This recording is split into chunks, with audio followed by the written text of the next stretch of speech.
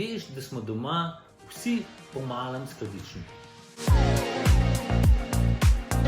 Raziskava je pokazala, da ima povprečno gospodinjstvo doma kar 74 elektronskih naprav. Od teh jih je 13 takih, ki jih ne uporabljamo več, a jih vseeno hranimo, ker morda še pridejo nekoč prav. Največ se nabere manjših naprav, kot so stari telefoni, gospodinjski aparati in razni predvajalniki, zabavna tehnika. Te hitro postanejo neuporabljene in jih pogosto sploh ne opazimo več, da jih imamo doma.